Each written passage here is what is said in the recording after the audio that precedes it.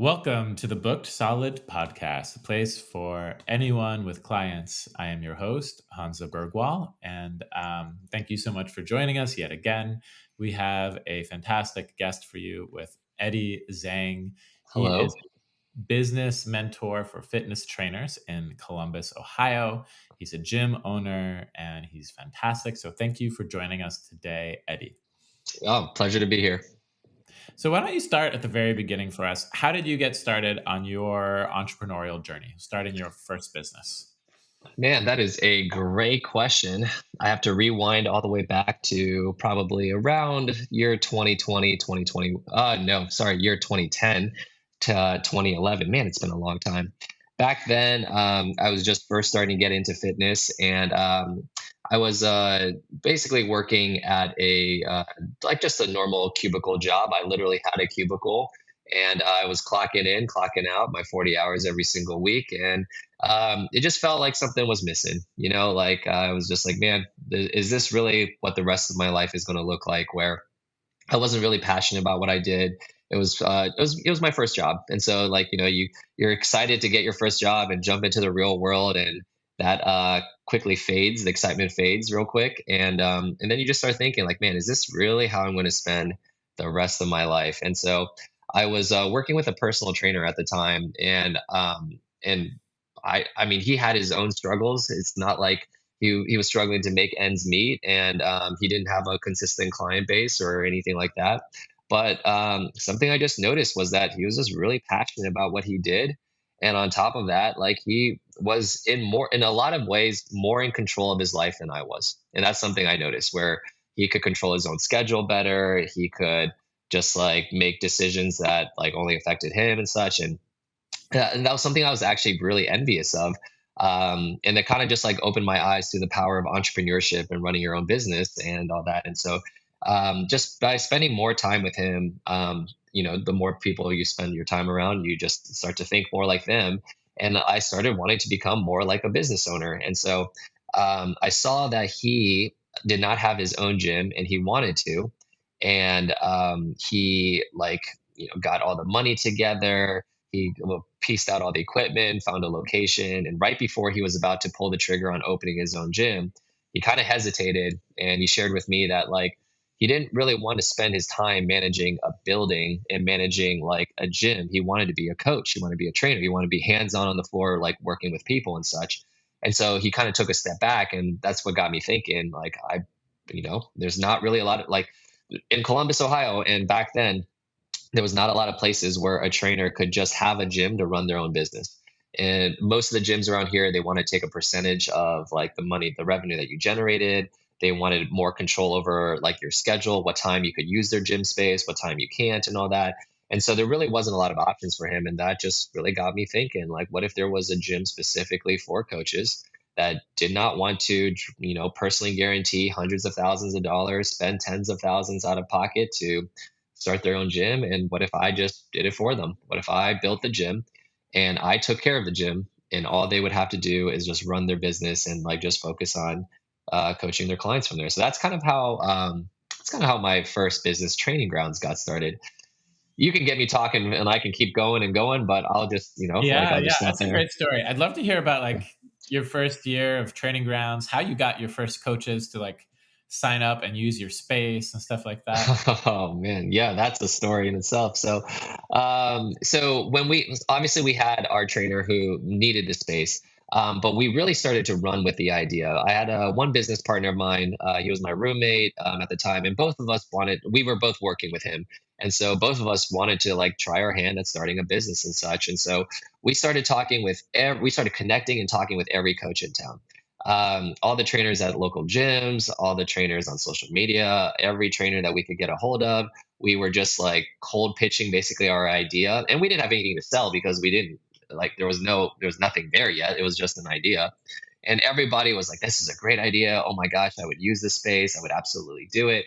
And so we really ran with it. And, we put together some money, raise money from friends that about our great idea. I don't even know how I convinced people to give me money for this. We raised 145,000 from various friends. Some invested as little as 5,000. Some invested as much as 50,000.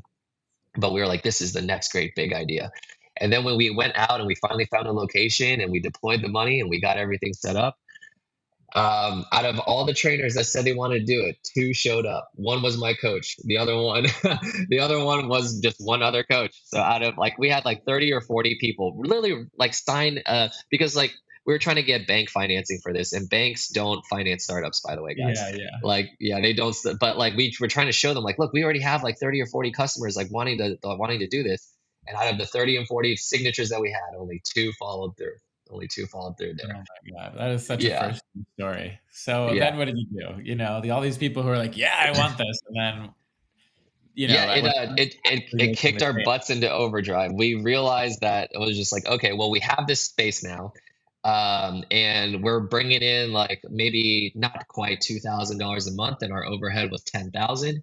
We had a little bit of a runway because we set aside about like 3 months worth of expenses, 30,000 in the bank, and we were like, we're about to blow through this very quickly. 3 months, 90 days. When you have a clock like that, 90 days goes by very, very wow. fast.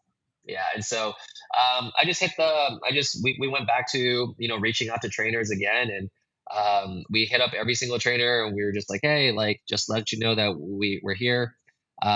It was basically the digital version of door knocking, where we on social media we just hit up every single coach that we could ever find, just get in contact with. We invited them over for a tour of the gym. There was no pressure or anything. We were just like, hey, if you ever need a place or you know a coach that might need their own gym space, keep us in mind. And yeah, we had a lot of people come by and just check out the gym. I used every social media platform possible. We had Instagram, we had LinkedIn. I signed up for whatever the pro version of LinkedIn was back then, where you could search people by their job titles. And so anyone that was a trainer that lived in Columbus, Ohio, I was cold messaging them.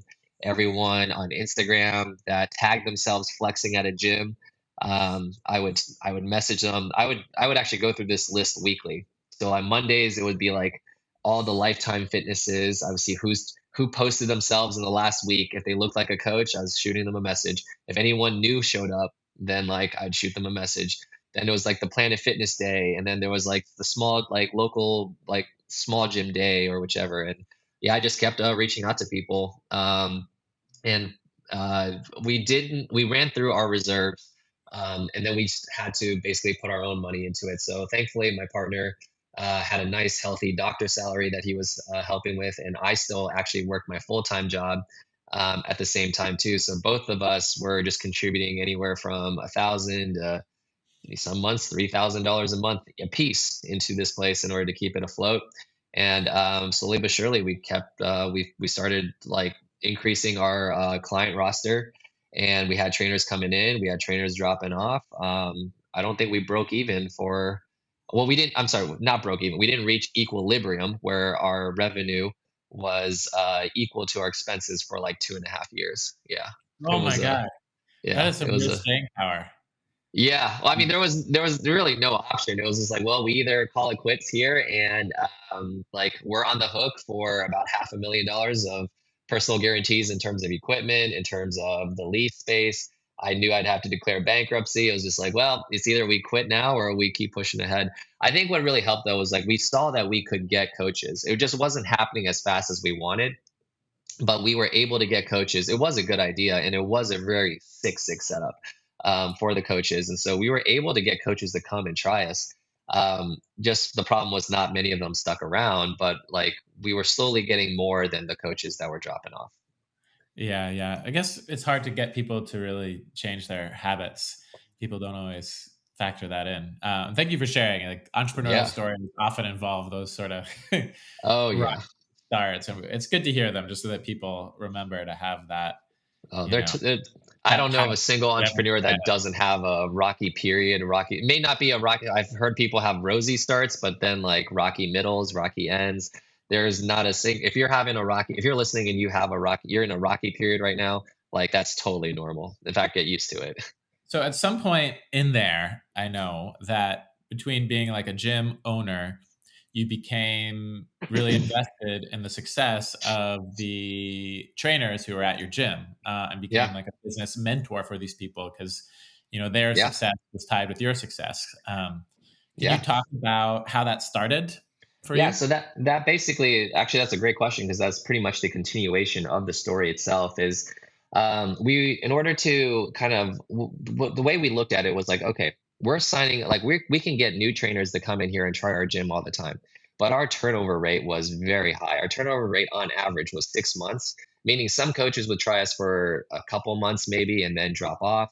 Some coaches When would, they and dropped off, would they leave just because their business wasn't strong enough to yep, afford what it was to exactly. train there? Yeah, okay. Exactly. It was just that they weren't making their ends meet. Like they weren't covering their living expenses, and so many of them were they were part time trainers trying to make it full time.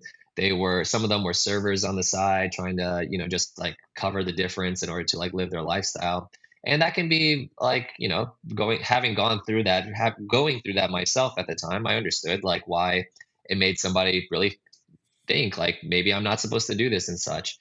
And so when the way that we looked at it was like, okay, every time we seem to get a new coach in here, we're barely keeping our head above water because a client would drop off. And I know any coaches listening right now probably remembers this, where anytime they seem to sign on like 4 or 5 new clients, it's like 3 or 4 more drop off. It's like 2 steps forward, 1 step back, and such. And so I started to really think about it, and I was like, well, what if like there was a better way to do this? What if like we could help these coaches act instead of constantly trying to sign up new clients for ourselves, new coaches?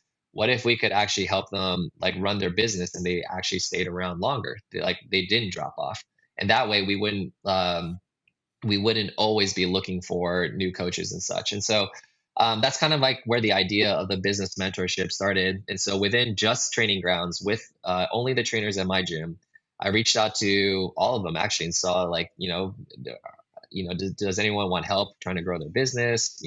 Totally free. I'm not charging anybody anything. I've just got some ideas that I think might be able to help and such. And yeah, we started like working directly with the coaches on like basically what they were doing wrong on the business side of things. Because I'll tell you, what I quickly came to realize is that many of these coaches were incredible coaches. They know everything that there is to know about like exercise science, human physiology, nutrition, macros, like they know all that kind of stuff. But what they didn't know was business. They didn't know marketing. They didn't know sales. They didn't know human psychology. They didn't know like. In fact, I'm going to throw this out there. They didn't actually know what coaching was. A lot of these coaches think coaching is simply just here's a set of instructions, here's your workouts, and like you go off and do them, or I'll watch you go do them and tell you what to do.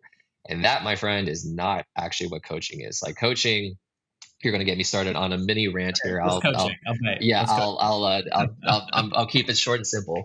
But coach, like, if you're actually going to coach someone, it's not just giving somebody a set of instructions. Coaching is actually helping them.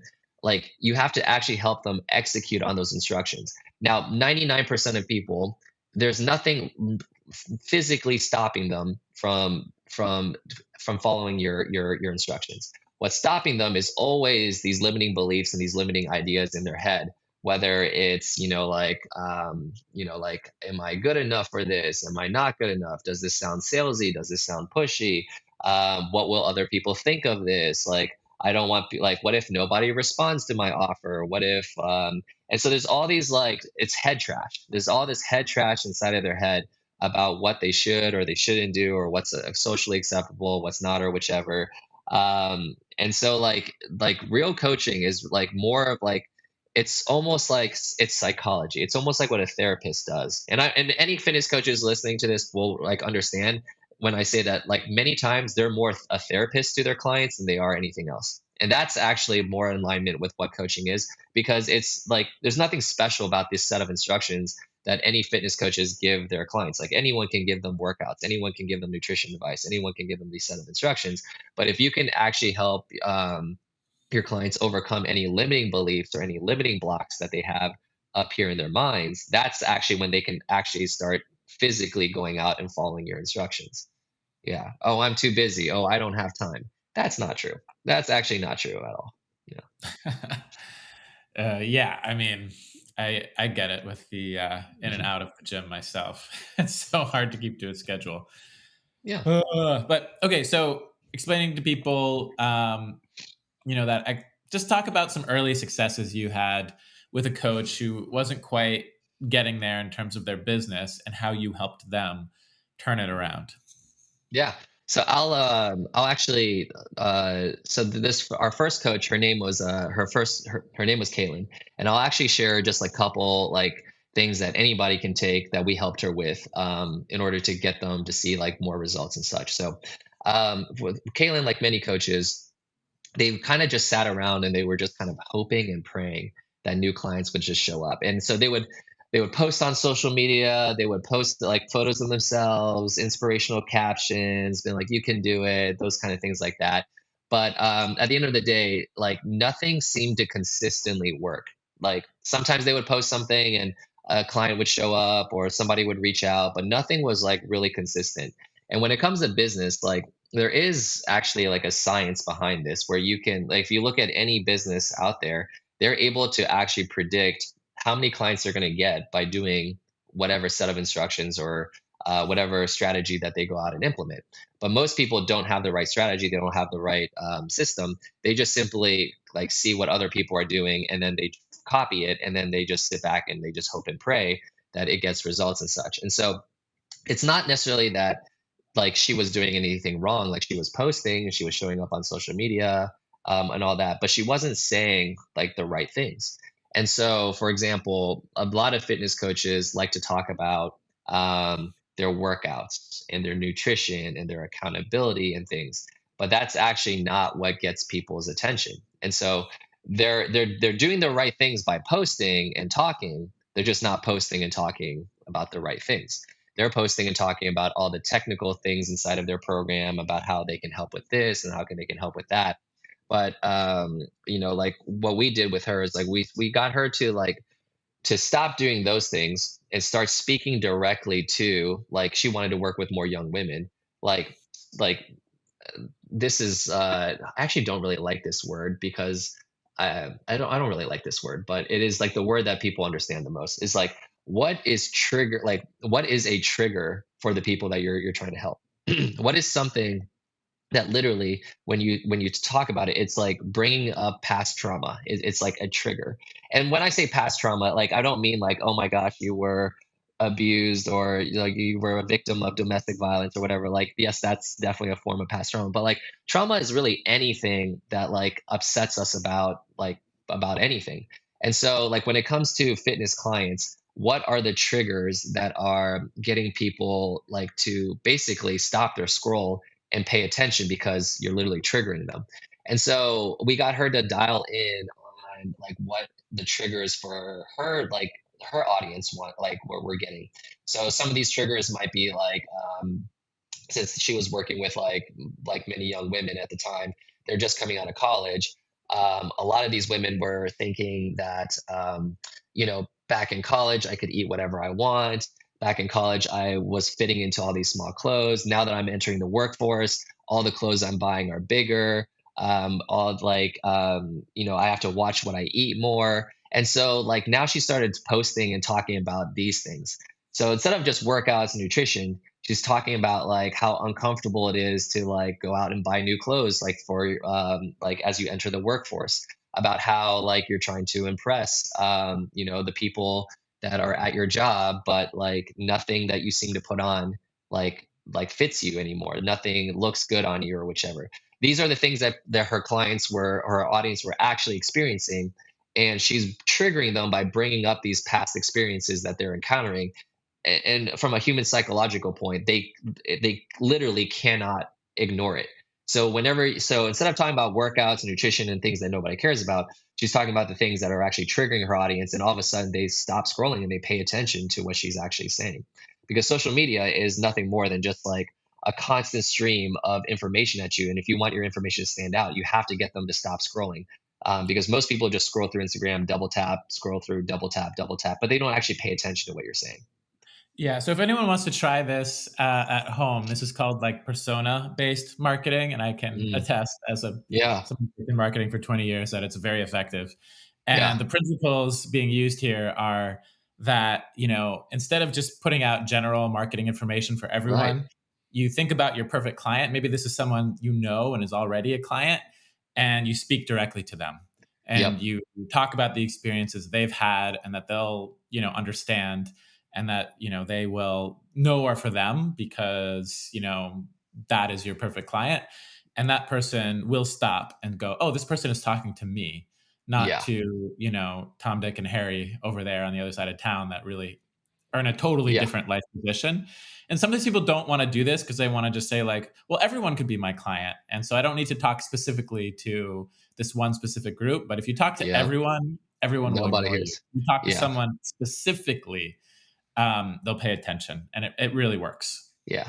And the funny thing about that is too, is that like even though you're speaking to one type of person, you end up working with a lot more people other than that type of person too. And what generally Totally. happens, especially when it comes to like Kaylin, for example, like she started speaking to these young girls who were entering the workforce and all that kind of stuff. But she started getting other people who could start resonating with maybe they weren't picking out clothes for their work day, but they were picking out clothes for a family event or something like that. And then also, like her clients started referring people to her, where it's just like you got to try my, you got to work with my coach. You got to work with my coach. And such. She's been so helpful. She's been so helpful. And so they start referring other people to her that weren't necessarily like who she was speaking to directly, but indirectly she was getting more clients as well. So it's funny how a lot of people don't want to cut out like a portion of the population because they can serve everyone, but that's exactly what they end up doing when they don't speak specifically enough. And yet, when they speak specifically enough, they end up working with more people in the general population. So, yeah, Yeah, it's because just it funny. speaks to like a real need that some people have. And sometimes more people will identify with that than you'd think. Yeah. From the vision that you had. And yeah, it's really effective, And it's also just helpful. Like usually, like I'm talking to you right now, not Yeah. like some gray amorphous cloud. And therefore, this conversation is more pointed and interesting than if I were Right. just talking into like the ethers, Like I'm Right. talking to you. So whenever you can imagine like a you right in front of you that you're talking to, you'll speak more naturally, you'll speak more specifically. It'll just be much more engaging for anyone who happens to overhear. Yeah, yeah. And for her, like it was, and for most coaches, if you're not sure like where to start with that, most coaches start with just themselves. It's like I'm speaking to the me from 5, 10, 15, whatever, like 2 years ago that first got into fitness. Like what basically life experience, like what can you post and what can you say that will basically trigger someone just like yourself from before you became a coach, before you, like when you got into fitness. And so for her, that's what made it so much easier for her is because she was literally just speaking to herself. And so it was very easy for her to come up with like, these were the things that I'm going through, and these are the things that I've experienced, and these were my triggers. And lo and behold, there were many other like young girls just like her that like really resonated with it.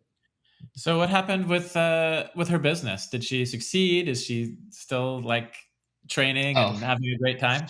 yeah, she actually, this was back in 2018, and within 90 days of maybe it was 100, it was 4 months. She went from like about four or $5,000 a month to over 10, 11, $12,000 a month from there. Yeah, And then that's a she's, six figure income for a year. That's great. yeah, yeah, no, she was, it was really awesome. And believe it or not, she almost hit 2 million last year. So now she has a team. What? Yeah, now she has a team of she had a team as high as 8 coaches, like total of almost 18 people in her company between salespeople, virtual assistants, coaches, all that kind of stuff. She's actually scaled back down a little bit because she's still learning how to be a business owner, and her problems are no longer getting clients, lead gen, marketing, sales. Her problems now these days are just like how to make sure, like hiring correctly, how to make sure the team works together well, the culture of a team, and those things. And so she's still going through growing pains, which I'm going to tell every entrepreneur, every fitness coach listening that like your growing pains never really stop. They just look different. So she's, Yeah, yeah. uh, yeah, I'd rather have the growing pains of like, a multi-million dollar business than just trying to get to meet myself. So this sounds like a great success and trajectory. I'm so happy for yeah, her. yeah, I know from your story that being a business coach for fitness trainers has actually, in the subsequent years, become a bigger part of your business than the gym itself. Can you talk a little bit yes. about that transition? Yeah. So once we started helping all the coaches in our gym, it started with Kalen, and it was like quickly we were helping almost every other coach. I would say about maybe half the coaches in our gym. The other half, um, I'll just be honest, they just weren't trying to be full-time business owners. They loved coaching. They wanted it to stay a hobby, but they didn't want to. They openly admitted, I don't want this to be a full-time thing, and turn it into like more like a job. They're just like, I just like doing this. The ones that like wanted this to be a full-time thing for them, we went from our average retention rate went from, like I said, 6 months to basically over a year. In fact, people didn't leave unless they outgrew our space. We had 7 coaches basically leave to because they outgrew us and they needed their own gym. So they actually started their own gyms because they were outgrowing my this gym space that I was renting from. I was renting to them, and so we hit full capacity, and we basically stayed anywhere around 90% capacity from 2018 all the way through even today. I would say today, like we're about 80% capacity. But That's so yeah, interesting because you started with this idea that these coaches just need a space when really what ended up being the real business was like a yeah. place for mentorship and business growth. Yeah. Yeah, just having the space, I quickly realized, well, like if you have the space, it's not enough because like you're not going to be able to keep the space if you don't know business and you can't make money. And that's where that was the lesson that I learned was that there's a lot of great coaches out there, but not enough coaches are business owners. They don't think like a business owner, and so simply providing them with the equipment, providing them with the space is very much like if a fitness coach just provided somebody with the workouts and like here's a program, here go off and follow them. But that's not what your clients actually need. Your clients actually need your coaching in order to stay accountable. What am I doing wrong? How do I fix this? All that. And so yeah, I quickly realized it was the same thing for us. Okay. Tell me about how the business mentoring became, a part of your business offering. Oh yeah. So after we started helping the coaches in our gym and their businesses stabilized and our gym was basically full, I was like, man, I know that there are other coaches out here. We only helped like 7 or 8 of the coaches here. I was like, there's definitely other coaches out there. There's other trainers in our city. There's other trainers in other gyms. We decided to open up our mentorship for basically everyone out there that wanted our help. And so we started marketing to just coaches around the city, and coaches know other coaches. Coaches know other coaches on social media.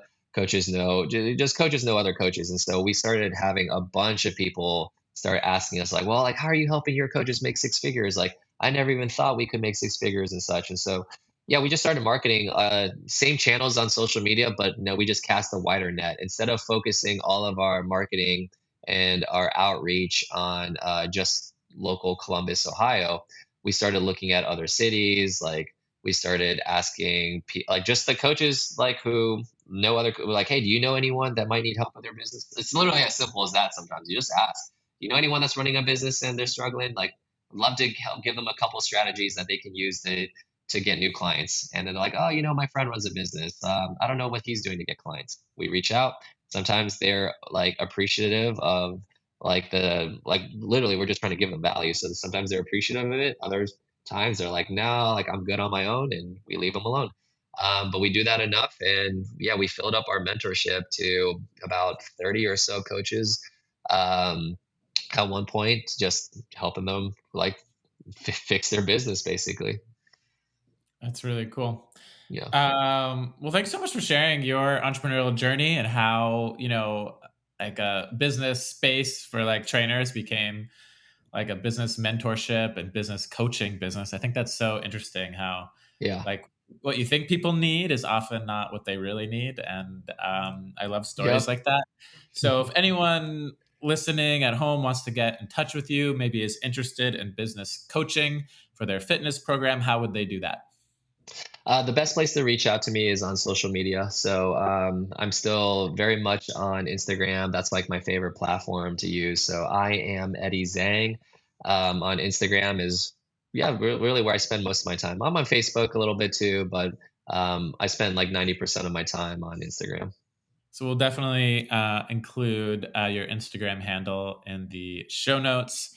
Yeah. Thank you, everyone, for joining the Book Solid podcast, a place for anyone with clients. Again, the best way to support the podcast, of course, is to run a business on PocketSuite. We make it easy to run a client based business and we help people succeed. On average, Mhm. people make 30% more because they run it on PocketSuite.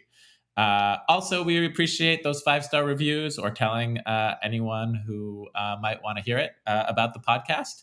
And of course, Eddie, it's always such a pleasure to talk with you. Thank you for joining us today. Absolutely. If anybody's still listening at this point, I'll throw in a little bonus. If anyone wants to just get a couple of our strategies completely for free, just DM me Pocket Suite, and that way I know you listen to the podcast, and I'll more than happy give you one or two of our top performing lead gen strategies. Awesome. Yeah, Yeah. do that. I think that would be great. All right. Thank you so much, Eddie. All right. No problem.